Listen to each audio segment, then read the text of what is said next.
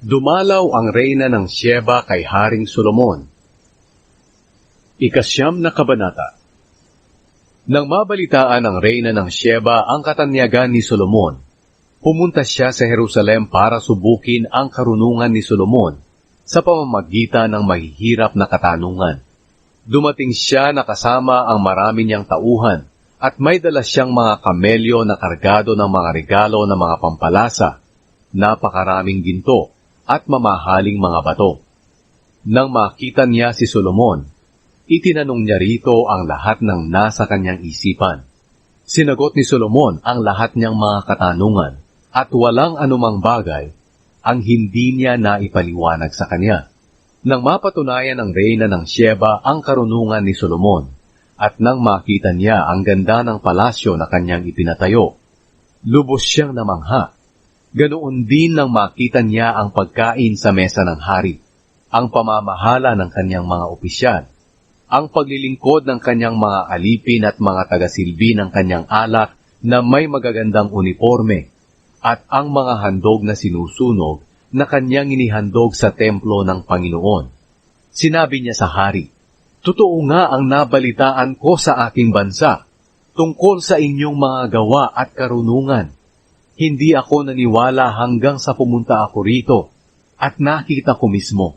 Ang totoo, wala sa kalahati ng nabalitaan ko tungkol sa inyo ang nakita ko. Ang karunungan ninyo ay higit pa kaysa sa nabalitaan ko. Napakapalad ng mga tauhan ninyo. Napakapalad ng inyong mga opisyal na naglilingkod sa inyo, dahil palagi nilang naririnig ang inyong karunungan. Purihin ang Panginoon na inyong Diyos na nalugod sa inyo, at naglagay sa inyo sa trono upang maghari para sa Kanya. Dahil sa pag-ibig ng inyong Diyos sa Israel, at sa kagustuhan niyang manatili ang bansang ito magpakailanman, ginawa niya kayong hari nito, para mamahala na may katarungan at katuwiran. Binigyan niya ang hari ng 5 toneladang ginto, maraming sangkap, at mamahaling mga bato. Wala nang makakapantay sa dami ng sangkap na ibinigay ng reyna ng Sheba kay Haring Solomon. May dala rin kay Haring Solomon ang mga tauhan niya, at ang mga tauhan ni Hiram na mga ginto, maraming kahoy na almug, at mamahaling mga bato galing sa Ophir. Ginamit ng hari ang mga kahoy na almug para gawing hagdanan sa templo ng Panginoon at sa palasyo, at ang iba'y ginawang mga alpa at mga lira para sa mga musikero. Wala pang sinuman ang nakakita ng mga ganoong bagay sa Huda. Ibinigay ni Haring Solomon sa reyna ng Sheba ang kahit anong hingi nito. Mas sobra pa ang ibinigay ni Solomon sa kanya kaysa sa dinala niya. Pagkatapos, umuwi na ang reyna kasama ng mga tauhan niya. Ang kayamanan ni Solomon. Taon-taon, tumatanggap si Solomon ng mga 23 toneladang ginto. Bukod pa rito ang mga buwis na dala ng mga negosyante. Nagbibigay din sa kanya ng mga ginto at pilak ang lahat ng hari ng Arabia at ang mga gobernador ng Israel. Nagpagawa si Haring Solomon ng 200 malalaking pananggalang na ang bawat isa ay nababalutan ng mga 7 kilong ginto. Nagpagawa rin siya ng 300 maliliit na pananggalang na ang bawat isa ay nababalutan ng mga 3.5 kilong ginto. Pinalagay niya itong lahat sa bahagi ng palasyo na tinatawag na kagubatan ng Lebanon. Nagpagawa rin ang hari ng isang malaking trono na gawa sa mga pangil ng elepante, at binalutan ito ng purong ginto. May 6 na baitang ang trono, at may tungtungan ito ng paa na ginto. Sa bawat gilid nito ay may estatwang leon na nakatayo, at mayroon ding estatwa ng leon sa bawat gilid ng baitang. Ang estatwang leon sa 6 na baitang ay 12 lahat. Walang trono na katulad nito, kahit saan mang kaharian.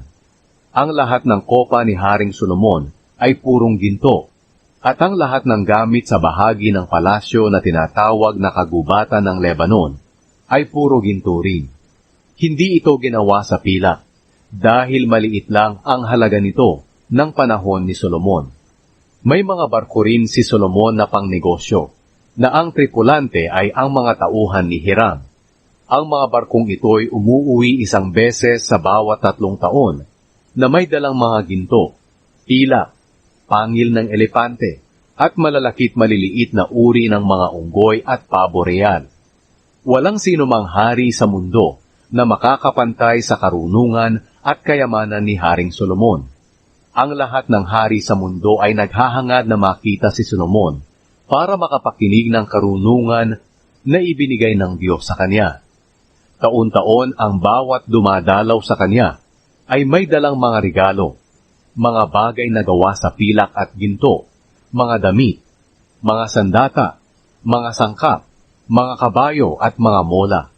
May 4,000 kwadra si Solomon para sa kanyang mga kabayo at mga karwahe. Siya'y may 12,000 kabayo na inilagay niya sa lungsod na lagayan ng kanyang mga karwahe at ang iba'y doon sa Jerusalem. Sinakop niya ang lahat ng hari mula sa ilog ng Euphrates hanggang sa lupain ng mga Filisteo at sa hangganan ng Ehipto.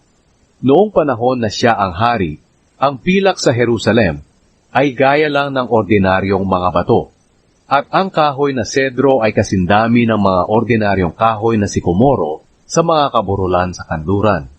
Ang mga kabayo ni Solomon ay nagmula sa Ehipto at sa iba pang mga bansa. Ang pagkamatay ni Solomon. Ang iba pang salaysay tungkol sa paghahari ni Solomon mula sa simula hanggang sa katapusan ay nakasulat sa aklat ni Propeta Nathan, sa mga mensahe ni Ahiya na taga Shilo, at sa mga pangitain ni Ido na propeta, na nagsasabi rin tungkol sa paghahari ni Jeroboam na anak ni Nebat. Sa Jerusalem nakatira si Solomon habang naghahari siya sa buong Israel sa loob ng 40 taon. Nang mamatay siya, inilibing siya sa lungsod ng ama niyang si David, at ang anak niyang si Rehoboam ang pumalit sa kanya bilang hari.